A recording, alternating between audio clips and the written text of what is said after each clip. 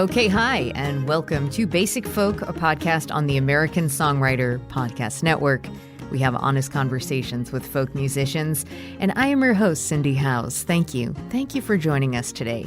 David Wax started visiting Mexico in 2001, and there he became enamored with the music of central Mexico, particularly with styles of sun music. He would spend summers going back to Mexico while studying at Harvard Latin American history and literature. He was able to get a Harvard fellowship that allowed him to live in Mexico for a year, immersing himself in the music through attending local parties called fandangos and learning from the locals. He was introduced to Suz Slezak, an old-time and Irish fiddle player who would later become his bandmate, wife, and mother of their two kids. They met in 2007. The pair lived in Boston until about 2015 when they moved to Suz's hometown of Charlottesville, Virginia. They've toured like crazy throughout their career, even bringing their kids along and incorporating them into their on-the-road lifestyle. David says, this band started as a DIY project where we basically said yes to the universe, never turned down a gig, and happily played people's living rooms. David and Suz have stayed fairly nimble throughout their history and have seen a lot of the industry turn on its head. David Wax Museum have been a buzz band, an NPR darling, and the hottest ticket in town, and have come out the other side of that fairly unscathed and grounded. David speaks to the changes he's experienced over the years, with a particular focus on how he's remained resilient during a year with no touring. Now going into year 2 of lockdown, David Wax Museum are about to release many things in 2021. First up is their new record, Euphoric Euroboric. They've been releasing new music in advance on their Patreon page, so follow and support them there to stay up to date on the latest. And fear not, Suz will certainly be getting her own episode of Basic Folk. All right, we're going to take a listen to a song from the new David Wax Museum album, which if you're listening to this on podcast release day, comes out tomorrow. If you are a normal human being and listening to this after April 15th, the album is out. And we will take a listen to the new song Juniper Jones, and then we'll get to our conversation with David Wax on Basic Folk. I wanna know what you sing at home when you think that nobody's listening. How do you tell those who wish you well that their whispers are not worth the whispering? Oh, oh, oh, you don't wanna be good, you wanna be great. Oh, oh, oh, after all, only fools leave it all up to fate. Okay, David Wax. Hey. This is cool. Thanks for doing this. My pleasure. I've got a lot of questions about your life. So here we go. Let's dig in. You are originally from Columbia, Missouri. Or is there certain parts of Missouri that say Missouri? I think that the distinction is if you're from rural Missouri, you say Missouri. Okay, got it. I think sometimes like people leave Missouri and then they want to pose as like more authentic Missourians and they start saying Missouri, but it's usually, I think it's like put on. Yeah, I'm in Pittsburgh right now, and a lot of people like to say, like people who are from Pittsburgh, like really from Pittsburgh, they use the term yins instead of y'all. And then they also say Pittsburgh. So sometimes others who are not from here originally or like are not from rural areas will say it. But anyways, sidebar. Great. I read that you listened to all country growing up, and then you started writing songs with your cousin Jordan Wax. Jordan Wax. When you guys were you the same age? Yeah, just 6 months apart. Okay, cool. Yeah, so I want to hear about your relationship with your cousin Jordan. So at age 13, you guys started writing songs together. Like, what was it like to have someone like Jordan to play music with when you were just starting to learn? I mean, for me, it was the perfect collaborator. It was my best friend and family.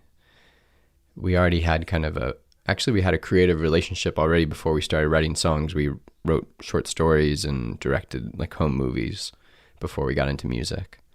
So I think we already had a working relationship that like we kind of knew each other's strengths and there wasn't a lot of ego involved in it. And so I was just very fortunate to have, like a creative companion who, at that early age when you're learning about songwriting or discovering music, I think it's so important and such a gift to have someone on that journey with you. I'm sure the validation was great for both of you. For sure. And even just, I mean, he's just such a gifted musician that, I could just be stuck on a song and then he could just finish it in some brilliant way. And you kind of just like learn, then you're like, oh, how did he do that? And looking back, I'm like, yeah, I don't think I would have gotten into music if I hadn't gotten into it together with my cousin. We kind of pushed each other in different ways, and he was doing, okay, so I want to start playing guitar because he's doing that. And, it's kind of like you kind of egg each other on. Yeah, we just kind of created this little musical world, musical dialogue that opened up a world for us to explore. Yeah, he got into Latin folk music first, and so he kind of brought me along on that journey. Oh, how did that happen for him? We both, around the same time got into Buena Vista Social Club when that record came out. But he was the one who was like, oh, I'm going to learn these songs. Like, I'm going to actually like start playing all these songs. I mean, he was more fluent and at Spanish, and so that was less daunting to him. And we had this Paraguayan exchange student who joined our rock band, our high school rock band. And so then he kind of introduced us to this world of Latin rock. Oh, that's so cool. And Andres Calamaro, and just, kind of blew our minds with stories of life in Paraguay. And so we had these couple signposts, this older Cuban woman that we got to hang out with to work on our Spanish. And then we kind of just developed this very loving relationship with her and hung out with her every week. And in your town? Yeah, in Columbia, Missouri, this all was happening. So I think someone might have an idea of like, oh, you grew up in Missouri, like pretty white bread, background. But I was just very lucky to have these kind of moments that opened up my eyes to a larger cultural landscape beyond Missouri. But even, we also had a great introduction to bluegrass music and to Ozark fiddle music. And there was a pretty vibrant scene outside of our little college town bubble. So, I felt like I had a pretty good music education that came pretty organically, pretty naturally growing up there. Do you remember why you started writing songs?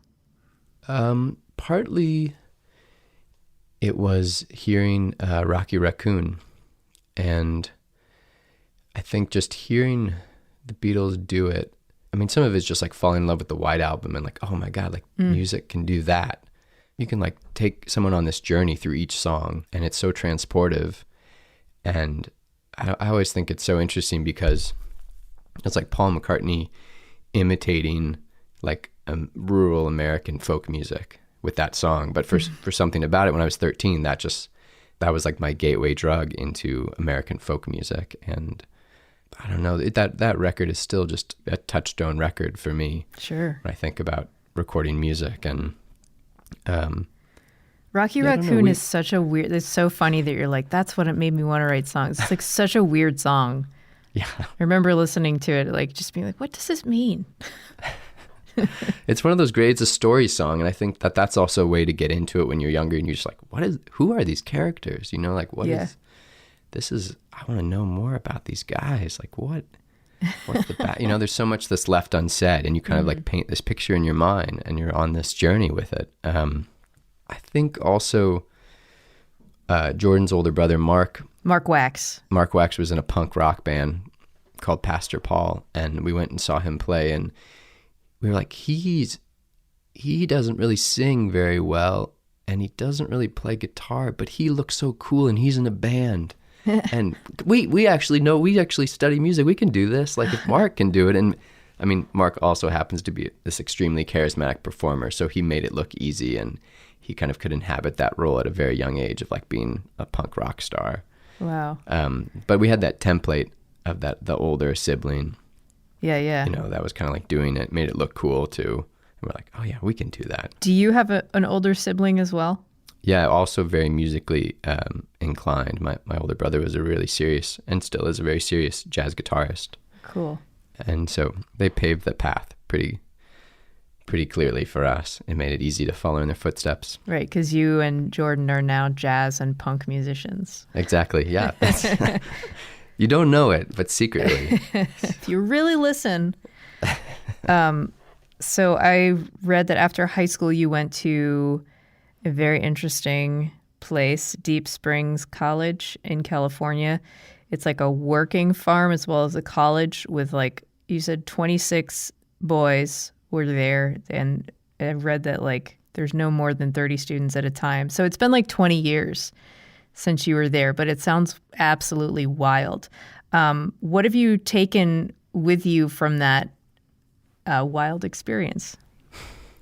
Well, I will say that Deep Springs, after 100 years of being single sex, just went co-ed in the last couple of years. All right. So good for Deep Springs to kind of get caught up with the times. But I went there and I don't know, I decided I wasn't going to do music, and I was going to pursue my academic interests and my political interests.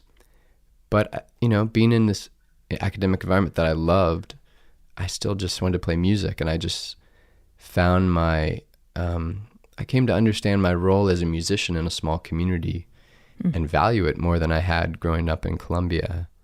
I think you're like, oh yeah, what is kind of brings everybody together? It loosens everybody up in a certain way. It's like this really cool way to connect and collaborate in the community with different musicians. I remember, just singing with like my anthropology teacher and my painting teacher and the chef. And like the four of us did a couple songs together. And then, so after my first year there, I started spending time in Mexico and worked a summer in Mexico. And then I came back to Deep Springs, and we just hired a Mexican anthropologist as part of the long-term faculty. And so I got this incredible mentor at the perfect moment in my life, where I'm basically getting one-on-one tutoring with him, and he's just teaching me his whole like catalog in his brain of Spanish folk songs. Oh, wow. Good for you to take advantage of a pretty amazing opportunity.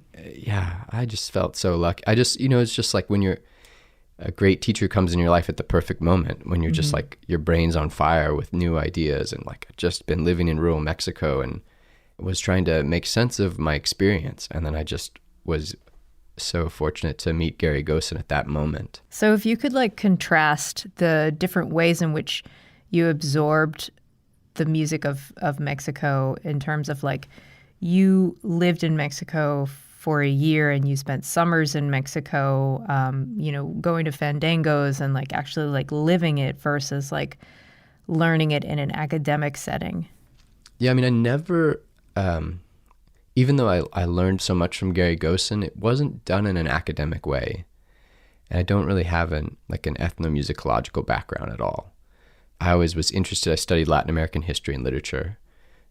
That's what my degree was in, but somehow I always was able to keep music out of that. It was always kind of this separate thing that when I was learning it with Gary, it was just like this pure love and passion for this music. We weren't like analyzing it, or if the history was a part of it, it was just because we were kind of immersed in like just sharing this love of the music and where it came from. Sounds very like casual. Yeah, it wasn't like, let's study this. It was just like, oh, I want to teach. Hey, have you heard this song before? And then we just like learn this. And it was kind of like a way to improve my Spanish and like done through the guise of a Spanish class, but it wasn't music theory or ethnomusicology. And I never was drawn to that side of music making, or even just thinking about music in those terms. I remember, this is after I graduated from college, and I'm on this fellowship in Mexico, and I'm having all these meetings with Mexican musicologists and kind of just trying to get ideas of who I should go study with. And I met this American ethnomusicologist down there who had made incredible field recordings and had contributed so much as an ethnomusicologist. And I was kind of telling him about my idea of like, oh, I'm going to be here and I'm not going to study it. I really just want to learn to play and like take lessons and learn these songs. And he looked down on me, and he just thought that was the worst thing he'd ever heard. And that, like, for him, that was kind of like this music, you study it and you have a relationship to it that's almost like one directional, and it's pure that way. But if you start getting involved in playing it and trying to learn it, like he just thought that was so insulting and kind of like you were crossing like a cultural line that you shouldn't cross as like a white person. Yeah. That's the impression he gave me when I was kind of like, here's this idea, I'm so excited, I just want to like learn and find teachers, and but I just wasn't interested in that, in approaching it in that academic way. I approached it as someone who just loved playing music and loved folk music and wanted to learn these new instruments. And there were just so many teachers that had no students. The teachers I found, there wasn't like a new crop of young people that were learning the music. There was nobody. And so I felt like, oh man, this music has been blended, and it is a hybrid of all these different styles of music that came together. And I couldn't understand what was problematic about me wanting to learn it. I think there are a lot of complicated cultural dynamics, and especially as an American, like as someone who's extremely privileged, and I don't want to deny that there are there are different layers of complexity to like what's going on there. As someone coming from this culture that's like so dominant in different ways, and a history that has been so oppressive. How were you received when you would find like Mexican teachers? Like, it was that person the only person who kind of gave you pushback on that? For the most part, the teachers that I met were just excited to have someone that wanted to learn. And I think that they looked at me as a musician for the most part. And I think a lot of them have had experience with American musicians that have contributed a lot in terms of making great recordings, transcribing the music, bringing them to tour in America. Like, I think they've seen that American musicians and fans of this music can offer a lot, and that there can be a dialogue, and that we have different things that can help out. I don't know. I did a show once in Chicago we played with one of my favorite Mexican folk bands as a co-bill that was set up, and nobody said anything to me about it. But after we played, the guys in this band like wouldn't talk to us, and so I think that there was clearly a nerve struck, and that they didn't like what they saw. Right. But there is a power dynamic of like, I don't think they're gonna say that to my face. There is like, I don't want to like be blasé about what's going on here. Like, for the most part, my experience has been so positive with the Latino community, with Mexican musicians. Like, the vast majority of the time has been extremely positive.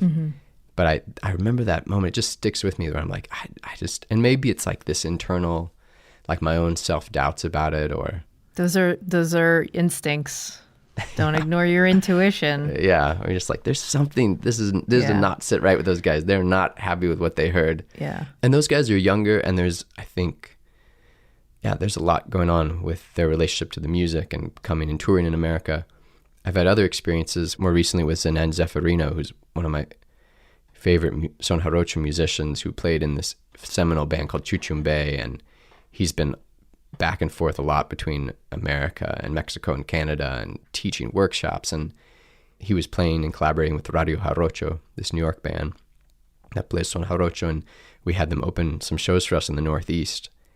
And he was so excited that I love this music, and that for him, he was like, I can't believe that the music that my grandparents played in rural Mexico has like found its way into your music, and that it's making all these people happy, and like that you want to have us open the show. And like a big part of our show is them coming back on stage and collaborating, and all of us coming down and doing like a mini fandango. And he talked about it in such a heartfelt way. And he's, I think, an older musician that is just excited about the music spreading, and is not kind of like analyzing like, oh, well, he's not doing it right, or not the proper, correct way of, he kind of saw that it was this inspirational jumping off point for me, and that it was this kind of bridge and a way to share my love of this music. And so when he said that on stage, and he's like talking in Spanish, and I don't know how many other people in the audience could understand him, but that brought me to tears when he started talking about it like that.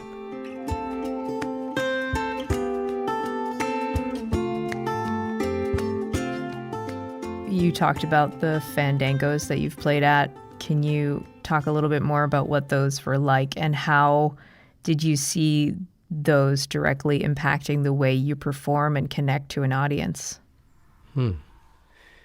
Sometimes when I start talking about Mexican folk music, I do find that I need to make a distinction because I've spent time studying 3 different styles of Mexican folk music, all generally called son mexicano. And there's son calentano from the west, from Michoacan and Guerrero, son huasteco from kind of the central Huasteca region, and then son jarocho, which is where the fandangos are. And that's this real thriving music scene. Like, I think that son calentano and son huasteco, it's a more complex picture in terms of the struggles that the musicians are having or are young people learning the music. But son jarocho is having this incredible revival and has kind of been on this amazing upswing for the last 35 years where young people have really picked up the torch, and there's this real thriving musical scene. And some of it has to do with the power of the fandango. And I think this experience where there are these events where musicians can come together and at any level of experience, like, all are welcome to play. And it can be, 4 or 5 people to like 100 people. And it's very difficult music to master, but it's easy music to start playing at a basic level with the 3 chords. And so it has this way in that, I don't know. And I think these events also are just such a beautiful celebratory way of gathering people and marking the saint days or the different holidays. They do it around Christmas and leading up to this big festival in late January, early February. They're just like doing fandangos every night in these communities and at different houses. And just, someone's kind of the host and is kind of bringing out food and beverages for everybody. And I don't know, there's this, they call it convivencia, just like people living together and being together. And it stretches on all night. I mean, they'll go until 3 or 4 in the morning. And I think just, anytime you're part of something that you're like, oh man, there's like a way to be a musician and to play music, and it's so integrated seamlessly into daily life, and it so clearly is woven into how people find meaning and make meaning out of being together in community. And I think sometimes in America, I certainly dealt with culture shock when I got back to Boston after living in Mexico and kind of struggling with, like the performers are always up on the stage and there's this distance and separation and there's the spotlights and it's like this specialized skill. And I don't know, there's just all these layers put between the performer and the audience. And it seems like, it just happens at this club. And it's just, I don't know, we kind of like all these demarcated zones where it is allowed to happen or where music is, where we go for music. And so I think that I was inspired by what I saw in Mexico and felt like we can do this however we want to do it. Like the way that this is set out is arbitrary. And if we want to just play at someone's house, and if we want to get off the stage and get in the middle of the audience and gather people around in a circle, like that just felt so natural. And I think that there were like certain rules that I felt like other people were playing by, that my experience in Mexico and going to the fandangos meant that I didn't take those as a given. We've been experimenting a lot with, up until the pandemic forced us to pause. We've been doing these blindfolded shows where we like set the room up in an interesting way and people are kind of have their backs to each other and they're in these very strange formations of chairs, but we can walk around and weave around the room and play. And we do it with Lowland Hum, this other band here in Charlottesville, and guest musicians. And we kind of like encircle people inside the songs. There's a lot of things going on, and why that is appealing to me and what I've loved about kind of building this experience. We call it golden hour. But I think that it does tap into something for me about just like when you're immersed in the song in a fandango and you're just like near the tarima, the raised wooden platform where people are dancing, and there's just like, you're engulfed by acoustic music. There's just a feeling that I think we don't get in America, the way we listen and experience live music, that I've really been inspired by the way I've gotten to be inside a song in a totally different way down there. It's like so vulnerable. The golden hour shows, sounds so vulnerable. But even in the way that you and Suz would play before that, where you'll walk around in the audience, and it's like so disarming, you know, for an American audience. Good job, David. I know,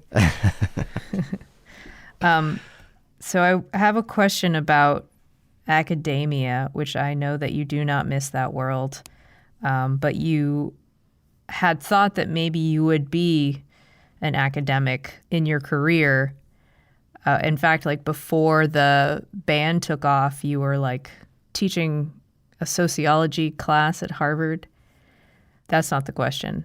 The question is, how did you relate to that world at the time, like before music took off, and how maybe do you relate to it now at all? Because like oftentimes, you know, in terms of like thinking of stereotypes, like people will think of academics as having like a certain way about them, like kind of stiff, not charismatic, like would never probably play their guitar in the middle of the audience, you know, like basically the opposite of you. That's a good question. I'll say first, I'll preface it with, I do miss the world a little bit. There's a certain camaraderie and, I don't know, just like I feel like a lot of my intellectual journey as an adult leaving school is like, there's some part of it that's like a little more lonely, I guess. I just had such a great experience in school. I was so lucky to be at a place like Deep Springs, which is just like 25 people that want to be there and that are just so excited about learning. And that really does change a vibe when it's like people want to be here. Yeah. And I think, you know, at Harvard, you get, where I finished my degree, it's a little more complicated picture because I think the thread that binds everybody there is ambition, not love of learning. But you can find a lot of people that are so smart and are really passionate about being in the classroom. And so those people were very easy to find, and you kind of can find each other. And I don't know, there was this counterculture around the Harvard co-op where I live that was clearly people that were not, you know, there to get an investment banking job, or I don't know, you know, that were driven by other concerns. And sometimes I feel like when I say that about Harvard, I don't want to paint with too broad a brush, because the people I know, or even I barely know, are doing incredible things in service to humanity. And so... and you could stay in their guest house. Yeah. But yeah, I think, you know, I felt like, okay, I clearly have this part of me that is drawn to this world, and I could just like live in an archive and just, you know, I could just sit around and read all day and write papers. Like I have some part of me that is drawn to that and that enjoys that and thrives in that. And there's all these like reward structures built into it that you kind of like, it's easy. Once you get on that track, there's something that's a little hard to leave once you're in there and you feel like this is cool. I love it. I've got great friends and I've got these incredible teachers. And there were just some really interesting, one of my favorite teachers at Harvard was John Womack. I was his research assistant for a couple of years, and he's just one of the coolest people I know. Like I think you can kind of have this idea about academics, and then you meet someone like John Womack, who's done this like incredible work and is so engaged as a human being with like the labor movement and like responding to Hurricane Katrina, and just did this seminal research on Emiliano Zapata. And when I was in Mexico and Womack gave me all these introductions, like it just opened all these doors, because people were like, oh, John Womack sent you. Okay. Like he was just like a star there. And people would kind of give me the benefit of the doubt because I was sent there by John Womack. And so like we were talking about that stereotype of the academic. It's like, well, man, the people that really had these profound influences on me, like the incredible poets I studied with at Harvard, like Jory Graham, is just like, she's a force of nature. And she's like, she's like surviving by being a teacher in the academic setting, but she's like one of the great American poets. And I got to study with her. Like, I just feel like it's so, not to reject the premise of your question entirely, but please feel free. Like I was shown this model of like, oh, you can be an academic and do these incredible things and be these incredible people that are so engaged with the world. So it it did have appeal to me. But I think there was something about being a musician that forced me out of my comfort zone at different times, and that fed a different part of me that I've always had, that's been the ham that like would get up on stage and kind of like play the piano so furiously that my hands start bleeding, and like just like, and then keep going. And like I did that in high school. Like I always had that part of me too. And so I had both those coexisting, and it was kind of like, well, which one's going to win out here? And so Harvard gave me money to go live in Mexico for a year to study folk music and play folk music. And there was just no really going back, even though I kind of still dabbled in it. I got that job teaching back at Harvard, and I kept working as a research assistant for different professors. I was kind of like, I got a taste of what it was like to just be a musician and travel around and write songs all day and just think about music. And like the places that it took me and the people I got to meet that way, you know, I just felt like, wow, like this is going to be this way to connect with people and kind of meet, you know, when I would go to a party and I could sit for a while, I like learned all these songs. I could kind of sit in the corner and play for 3 hours, like just Mexican folk songs and ballads and mariachi songs. Like I could do that. And it was like, I just felt like, oh, this is an incredible way to interact and be with people and kind of meet them in a different way than coming as an academic to study, or I don't know, to just be in the archives all day. Like I knew there were other ways to be an academic, and you could do incredible work with people and be engaged, but you do have to spend a lot of time by yourself. And there's some critical distance built into that role. And I think for me, like the idea of just being a musician and leaning into that love of mine and that way of relating to the world, yeah, just like once I got a taste of it, there was just no going back. In terms of your writing, you've said getting involved in Mexican folk music helped me become a different kind of songwriter. So how did writing in this style impact your music? And like, when did you first see that happening, and how does it still happen for you? Yeah, it's amazing that it's such an ongoing process. I've been thinking about it a lot because of the work I've been doing with Alec on these new projects. And there's another project that Suz and I have been working on with our friend Anthony DaCosta, and like each song is driven by a different Mexican folk instrument, you know, and I realized that some of it is, yeah, just like these different rhythms and textures and sounds that each instrument holds is like this, it's a new starting point every time I pick it up and try to work on a new song. And if I'm stuck with a song, then I just pick up one of the other instruments, and I'm not that good at any of them, but I kind of can like hack my way through a lot of them. Yeah. And so it just gives me all these different colors to play with that I always found like if I play guitar, it's really hard for me to not just play it like I learned as a folk musician in Missouri. Like I just go back into the boom chick pattern. Mm-hmm. And then when I pick up these other Mexican guitars, like instantly I just start playing different rhythms. And the way I relate to them is like, I get to kind of discard all of my old habits and start fresh. And so I've found that so invigorating as a songwriter, and it's so exciting to like plug in the haranas that have the pickups on them and run them through all the different pedals. And like, it's just another world that opens up instantly for me that I have access to that I wouldn't have had otherwise. The harana is your guitar? That's, yeah, one of the small Mexican guitars I play. And in general, I think when you start learning another folk tradition or style, and you hear how the words work, where the songs kind of, the lyrics fold over themselves. And I've used it a lot for my own songs. It's been one of the kind of main inspiration points for something like Yes, Maria, Yes. Here, let me think. I almost have to like have an instrument. I can't like recite the lines, you know? Well, go get one. All right, let me grab it.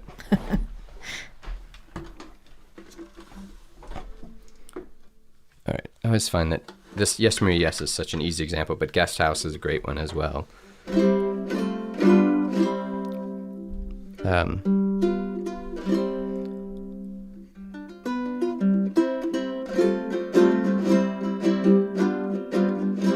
Oh, your broken tail-light eyes, your broken tail-light eyes, your broken tail-light eyes, I get too near, I get too near. Oh, timing's counterclockwise, timing's counterclockwise, timing's counterclockwise, in your rearview mirror, in your rearview mirror. So there's all these I mean, that's one where I kind of go on to the next lines, but there's a lot of times where they sing things, they keep singing the line again and again, and they go on to the next part, and then you kind of come back around to what you sang at the beginning. Cool. It's hard to, sometimes I do a better job of explaining it than I just did, but it lets you sing these lines, and every time you sing it, you can kind of re-emphasize a different part of the line and let it take on a new meaning. And then you say something you said before, but now you say it at the end of the verse. And it inevitably, as a songwriter, you start, well, if that's where I'm going to get, the first line of the verse is also going to be the last line or the last couplet. Like, what has to transpire in the verse that allows me to say it again and have it mean something different? Oh, that's so cool. And so it's just this tool that they've developed. And I think, I mean, now I'm going to sound a little bit like an academic or something, but there is, some of it's just like when I think, well, why did the music develop like that? And some of it seems like, oh, well, it must be because it's call and response music. Like, you have this line and a lot of it's improvisational in a fandango, and someone's like says the line, they proclaim it, and they say it the line a couple times so you can learn it, and then it goes back around, you know, like it's trying to almost teach the next person how to sing the line. Mm-hmm. And it helps someone, as opposed to if you're going to try to do improvisational call and response, like that's just really hard to do, even if you speak the language. So it has so much repetition built in, and going back to the lines earlier and all that callback, which I think just makes it so much more shareable. Mm-hmm. So I've used that a lot. I think for me, I studied jazz, but still, like when I went write songs, it was kind of more in that alt country world where I feel like, okay, well, the rhythms are pretty set in terms of what we do here in 4/4, and there's just like, for me, kind of getting to start exploring 6/8 and learning all these syncopated rhythms, and I don't know, there's just like something about where those songs go and the kind of energy that those songs give me when I sing and perform and dance on stage, and when we get a rhythm section together, and it's just like, as opposed to kind of working in this narrow bandwidth, all of a sudden it's just, the aperture just opens so dramatically. Hey everybody, it's Cindy from Basic Folk. This episode is brought to you by BetterHelp. BetterHelp assesses your needs and matches you with your own licensed professional therapists. You can connect in a safe and private online environment. It's very convenient. You start communicating in under 48 hours. Professional counseling done securely online. It is more affordable than traditional offline counseling. Financial aid is available. Licensed professional counselors specialize in depression, anxiety, relationships, family conflicts, LGBT plus matters, grief, self-esteem. Anything that you share is confidential, and you can start living a happier life today by getting 10% off your first month by visiting betterhelp.com/songwriter. You can join over 1 million people who have taken charge of their mental health. Again, that's betterhelp.com/songwriter. Bye.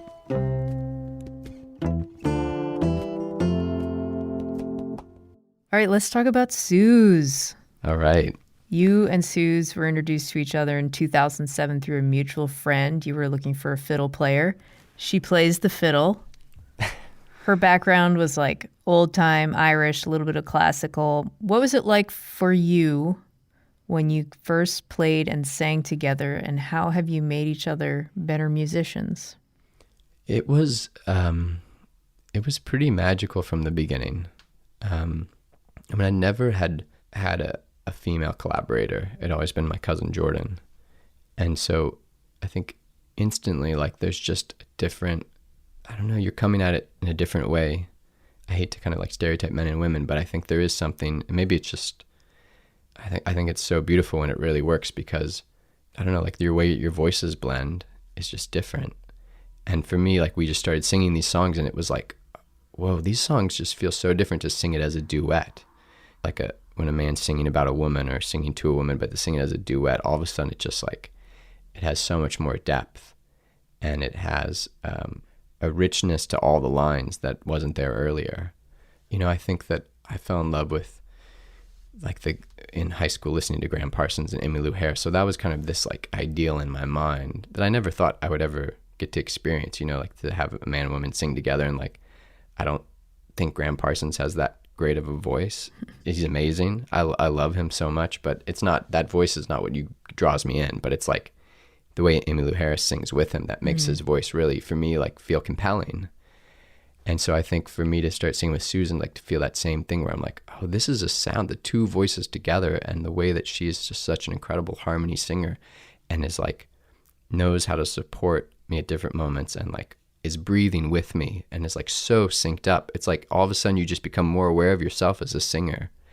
Yeah, I've just learned so much from the way that she is such a masterful harmonist.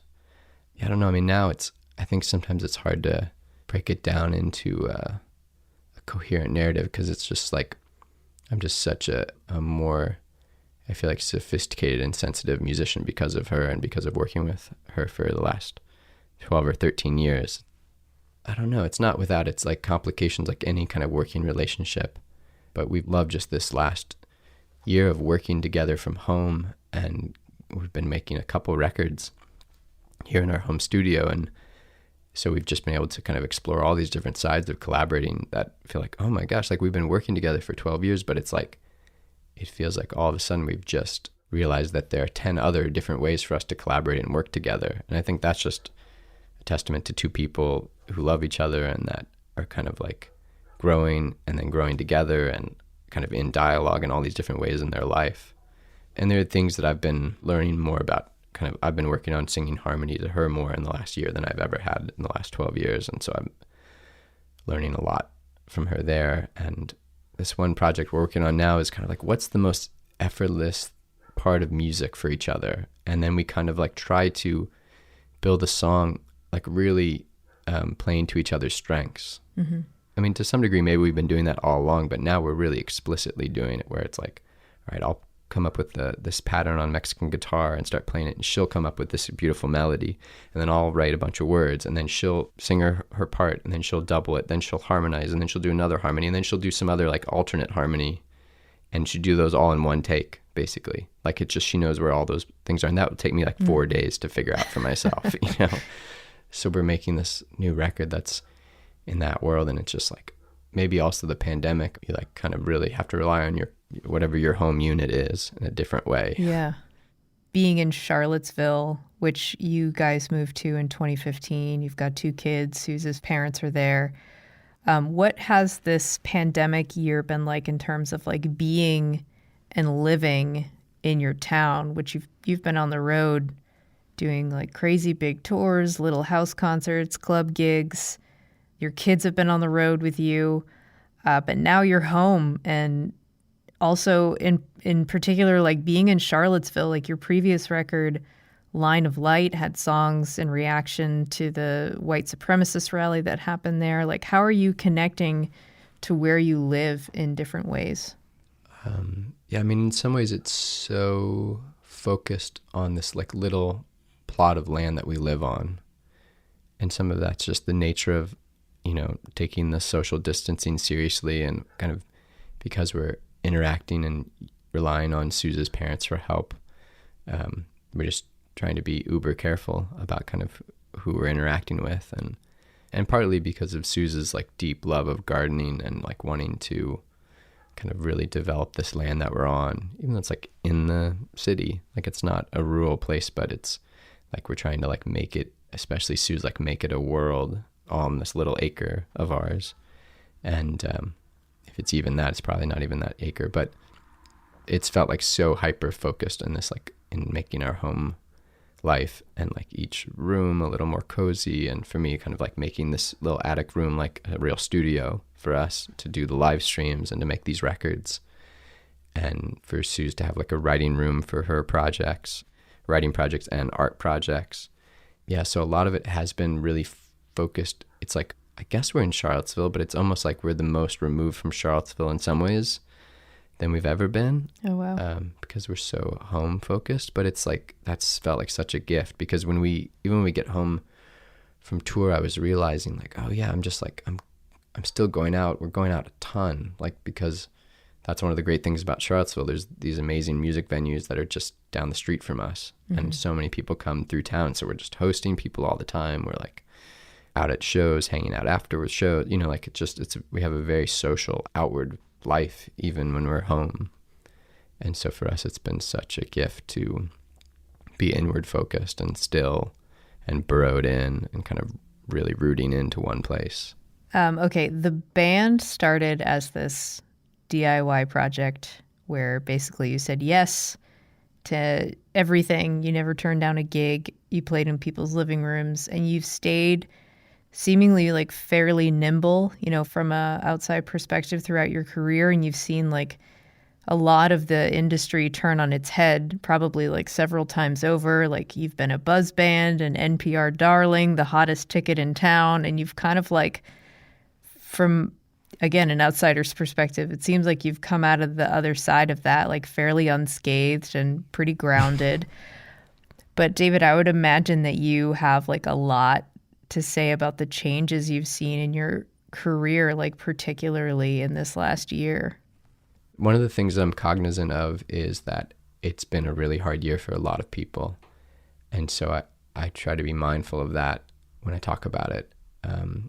And I do have this fear about like what are things going to look like when this is all over, which I think, you know, our booking agent just asked us about pushing back the dates that we've already pushed back a year to another year. So we're going to push our dates back. It'll be 2 years from when they were initially planned for. Oh, wow. I mean, I know that the Save Our Stages bill, you know, that money was passed. So hopefully venues are going to survive, but a lot have already gone by the wayside, and we don't know what the world's going to look like after COVID. But for us, we just felt, I don't know, I mean, I'm just counting my blessings a lot because my family's all safe and healthy right now. And I think we were at a point with our audience where it's been a pretty easy transition to this life for us. Like we have the fans that have been engaged with the band in some form in the last 13 years of living on the road and really hard touring. But doing it in a way that I think things never got that big. They never like exploded. Like we've just remained a very accessible band. Like we've been at the merch table after every show. We like still do a lot of DIY shows and like play in a lot of community events and spaces and have had so much flexibility about that. And so I think people feel like they really sincerely know us, and there's not, I don't know, like people are really rooting for us, it feels like. And so I've felt like just buoyed so incredibly by our community of listeners and just like this wide community that sustains us on the road when we do this DIY family touring. And now is like watching the live streams. And for a while, I mean, 3 days a week we were doing live streams for the first couple months. Those were like our public ones. And then we were doing 4 or 5 private shows each week too. So we were like every night we were performing up here.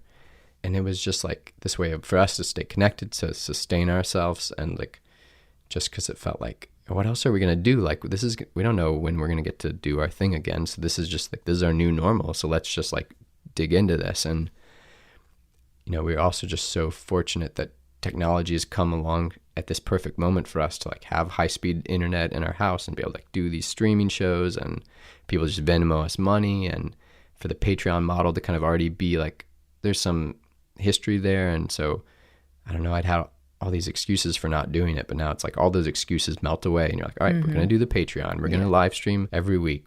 You know, like I think it's just this mindset that we've had all along, but I think it's really served us well in this moment where it's like, this is an opportunity. Like any crisis is an opportunity. And so you kind of have to be like, well, it's amazing that there's like this government safety net that's going to make sure we don't starve. There's like this incredible community of people that want to pitch into the live streams and help us. Like the government has these loans that helped us like pay off some credit card debt. And it's just like, there's these incredible things happening right now that I know we're fortunate we're able to like take advantage of some of those things, but it's like just also this mindset I think we've had that's like, what can we do with this time and space?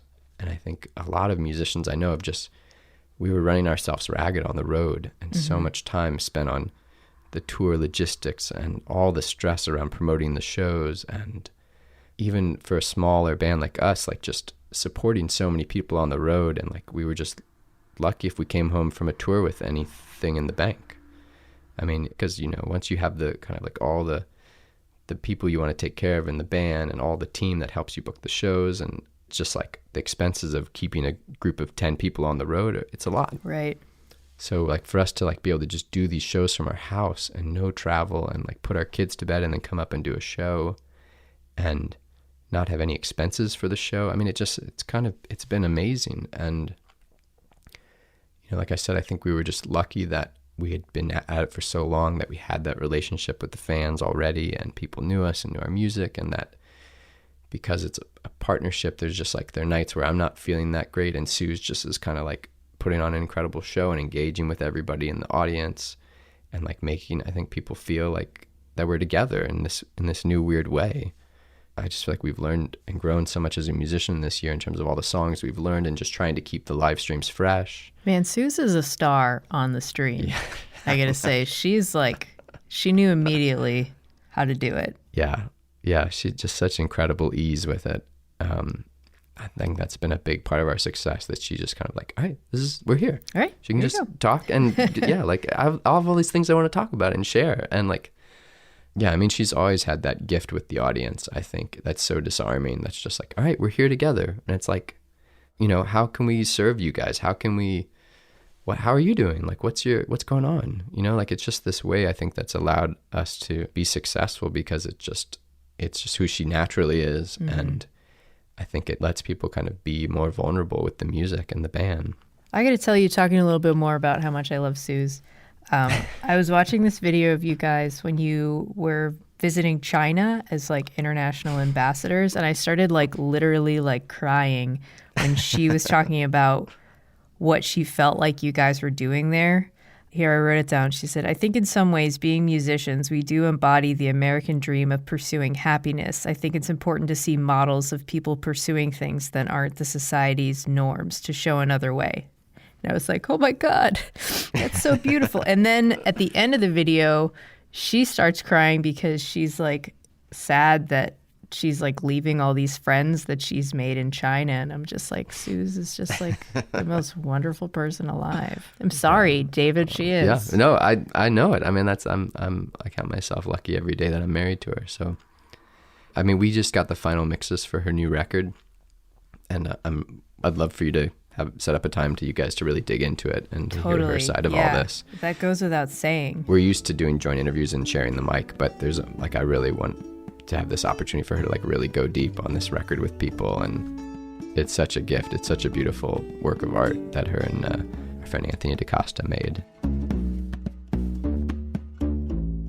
This episode is coming out April 15th, so maybe it is going to be out by the time you, dear listener, are hearing this interview. The album title, let's see if I can pronounce it, Euphoric Ouroboros. Wonderful. Wow, that was perfect, Cindy. Thank you. So euphoric, I'm familiar with that word. Ouroboros, I had to look it up, and it's like the snake eating its own tail. Mm-hmm. Okay, so tell me about that. All right. This is our first release of many, Euphoric Ouroboros. I came across that word, and I thought, oh, that's like what I'm experiencing right now. Is this like... I'm, that kind of like eating my tail, like it's just like this self-referential world that we're living in when we're isolated, and you're kind of like in dialogue with yourself. And especially for me, I'd never recorded myself. I just kind of avoided that whole side of making music because I just found incredible producers to work with, amazing studios. Like we just prioritized that, feeling like, oh yeah, that's not our game. We can write songs, perform, like that's our, ball of wax.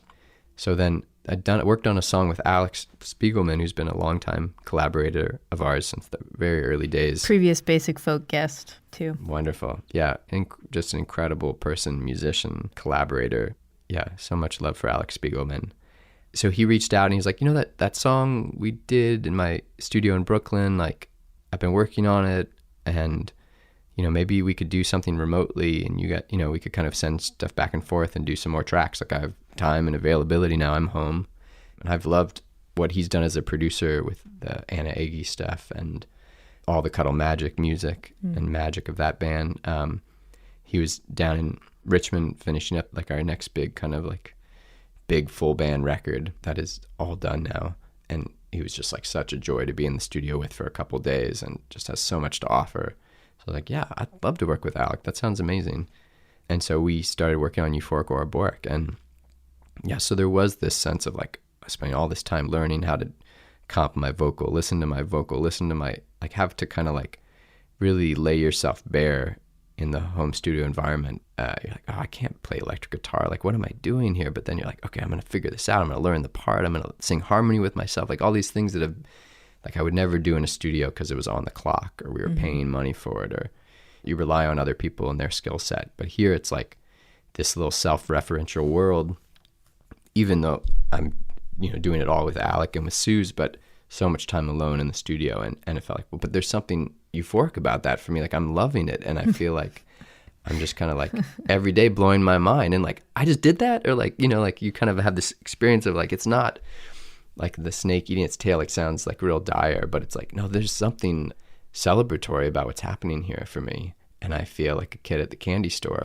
playing with these tools and the microphones and just like borrowing these mics from my neighbor, and just like working on this record with Alec gave me the opportunity to every day just like try something new, try another one of my instruments I've never tried before in the studio, or try to mic it in a new way or run a weird sound on it. Or I recorded me and Suz playing harana and fiddle on something, but then I was like, all right, take the harana out and just play penny whistle with that.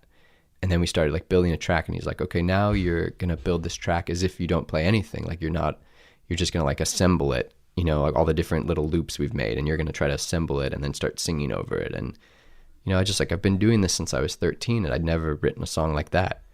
When you've been doing something for so long and then you learn a new way to do it, it's just like, what? Oh my God, I've been missing out on this whole other realm of making music and creating in the studio and with all these new tools that are available to us. So I felt like that euphoria of that experience. And I hope that that's what is carried out in this new record, that it was so fun to make. And it was such a wonderful kind of experimental record. It's fun to listen to. Good. I like the auto-tune. It's pretty funny. Was that Alec? Yeah, that was Alec's idea. He's such an interesting musician, and I think as a producer is kind of like, he just comes at it from like some other angle that I never would have thought of. I would just play something and he would just like alter it in such, like the guitar on Helen, Can You Forgive Me? It was just like, I just played him an iPhone demo, but he just cut that up and affected it in such a mesmerizing way. I was like, what? I want to sing to that and play to that. Like, that's cool. So it was just like all this give and take of me sending little snippets of stuff and him altering it and looping it and sending it back, or building some cool, weird, random loop for me to play to. Yeah, I just felt like the brain was on fire with just kind of like, oh, how fun it is to make music. I don't know. Yeah. And sometimes I'm in the studio and I love it too, but it's stressful. We're spending so much money. We're thinking about like, just how are we going to feed everybody here? Like, all right, we have 10 days to make this record. All right, we've got to finish these lyrics right now, so yeah, it was just like, it felt so liberating. So that record is out now, Euphoric Ouroboros. And then if people want to find out more about David Wax Museum, the best thing you can do is become a Patreon. A patron. But yeah, Suz's record, and then David Wax Museum #2 for 2021. Anything else? Maybe? Those are the main things for now. Okay. We're feeling like just the floodgates are opening creatively, and I think that's just good. Keep them coming. There's so much coming. So that best way, we're just going to keep putting new songs up all the time on Patreon, and then we're going to slowly figure out how those things are actually released in the wider world. Cool. Yeah, we're so excited to be making music right now. It feels like such a great time to be alive as a musician. I hope other musicians feel that, even as hard as it is right now in so many other ways. People need it right now. I think that's an important part of this, that people realize how much we're taking it for granted. Totally. Yes. David Wax, before you go, could you do the lightning round real quick? Sure. Okay, here we go. What was the first song you learned on the guitar? I don't know. Maybe like Blister in the Sun. Cute. What is your karaoke song? I don't have one, I'm sorry. Wow, okay. If you were at a fandango and they did Mexican karaoke, what would you sing?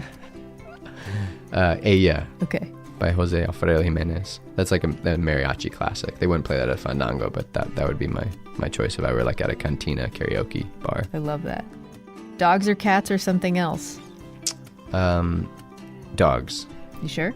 Well, I'm not much of a pet person. Oh. I have terrible allergies. Oh, well, it's not your fault. Thanks. It's not your fault. What is your coffee order?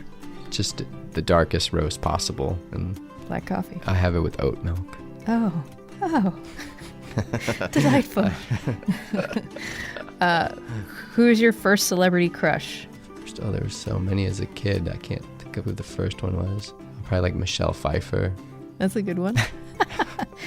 Okay, besides Suz, who is the nicest musician you've ever met? Rhett Miller. He is very nice. Jeez, that's a good one. First album you bought with your own money?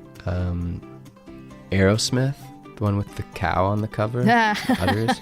What is it? What was your first concert? Well, I remember kind of being at a concert when I was at Disney World as a kid. There was the guy who sang the voice for the Little Mermaid for the crab. Oh, is he a famous guy? I don't know. He was famous to me. I mean, that's pretty big. But Judy Collins with my mom and my grandma was one of those like really first. That's a good one. Bobby McFerrin. I saw a lot as a kid with my parents at the University of Missouri. Flying invisibility. Invisibility. This is the last question. Where is the most beautiful place you've ever visited? Xilitla in San Luis Potosí, Mexico. One of my favorite places in the world. So beautiful. Incredible, mountainous, tropical part of central Mexico. Wonderful. All right, David Wax, thanks for being on the podcast. It was so great to talk to you. Oh, thanks. Thanks for listening to the record, for all the great questions, for doing all the amazing things you do for folk music and the community. Oh, thank you. Basic Folk this week, produced by superhero Sarah Wardrop. Our music is composed by Alex Stanton of Townspeople. Basic Folk is on the American Songwriter Podcast Network. Thank you to our friends there. You can find each episode of Basic Folk at my website, cindyhouse.net, or wherever you get podcasts. Thanks for listening all the way to the end. It's thrilling to be talking to you after an hour-ish of talking, and I'll wrap it up and we'll just talk to you later. Okay, bye.